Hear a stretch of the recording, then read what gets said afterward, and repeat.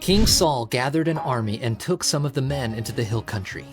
The rest of the army went with Saul's son Jonathan to the city of Gibeah.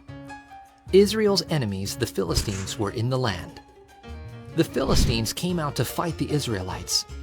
They had more chariots, more horses, and more soldiers. The Israelites were outnumbered. They were all afraid. Some of them hid. Saul wanted to ask God for help. Maybe if he made an offering to God, they would win the battle. There was one problem. Only the priests, like Samuel, were allowed to give offerings to God. Saul waited, but Samuel did not come. Saul's soldiers started to leave, so Saul decided to make an offering to God himself.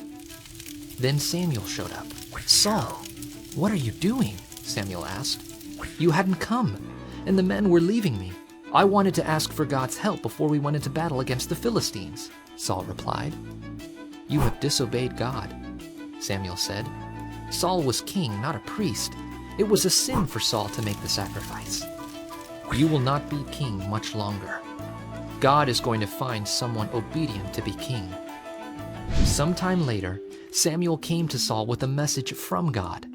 God wanted Saul to attack the Amalekites. God wanted Saul to destroy everything, but after Saul defeated the Amalekites, he only destroyed things that weren't valuable. God told Samuel, "I regret that I made Saul king because he does not obey me." Samuel confronted Saul and told him what God had said. "I did obey him," Saul argued. "I only saved the best animals to sacrifice to the Lord." Samuel asked, "Does God care more about obedience or sacrifices? You rejected his instruction, so God has rejected you as king." Saul admitted his sin and pleaded for forgiveness. Samuel said, "God has taken away your kingship today, and he is giving it to another king."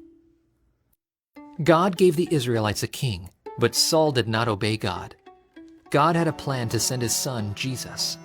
King Jesus trusted and obeyed God perfectly and died so sinners could be forgiven and accepted.